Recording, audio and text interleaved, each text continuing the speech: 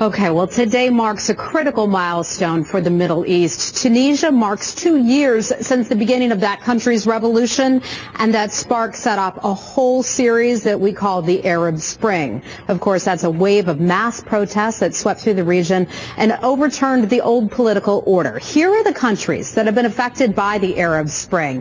Look at them all throughout the region. And so we're asking today, what countries should the United States be worried about? Joining me now, Jonathan Schanzer with the Foundation for the Defense of Democracies and the author of the book Hamas versus Fatah, The Struggle for Palestine. Good morning. There were at least 15 countries that we were looking at there. Hard-pressed to say that the United States has a better relationship with any of those countries following the Arab Spring. What ones concern you the most? Well, I would say that right now, all of them concern me on some level or another because we're seeing the rise of Islamist governments. We're seeing the imposition of sort of more radical policies, the rise of the Muslim Brotherhood in general, which is certainly not a liberal governance type organization. But the one that the sort of domino that we're watching that I'm concerned about most right now is Jordan.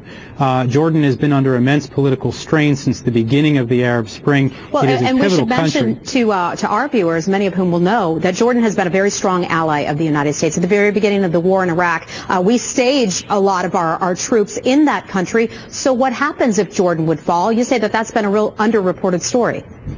Absolutely. I mean, there have been a series of where the king has sacked the prime minister, I think 3 or 4 times now. There have been regular protests out in the streets against this government. There's immense pressure for the king to make sweeping changes.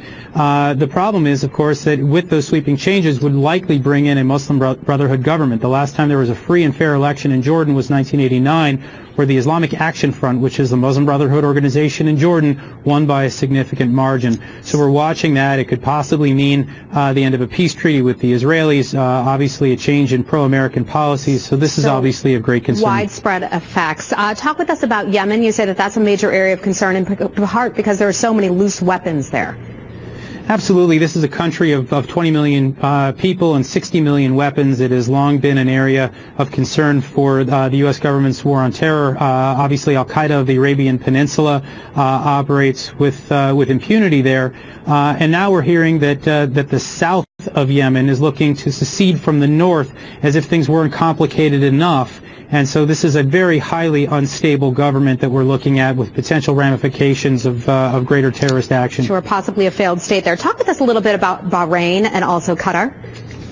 Sure. Well, Bahrain is interesting. There was a great deal of unrest there at one point. It seems to have gotten quiet, largely due to the fact that the Saudis have really helped squelch the unrest there. The United States tacitly, of course, helping or at least looking on and not saying anything. This is a Saudi-controlled government, and of course, we're doing everything we can to make sure that the Saudis remain stable, and so we're doing everything we can at the same time to see that Bahrain remains stable too. I'm not sure this is a wise idea, but we may not have much of a choice. Qatar is interesting also. I mean, it really has had very little unrest there, but what I actually see them where a lot of these countries are going on defense right now, doing their best to deflect the protests. Qatar really looks to be trying to expand its influence, spending money in Gaza, spending money in Egypt, buying up television stations here in the United States. That's right. Al Gore's current TV, so certainly trying to increase its influence throughout the world.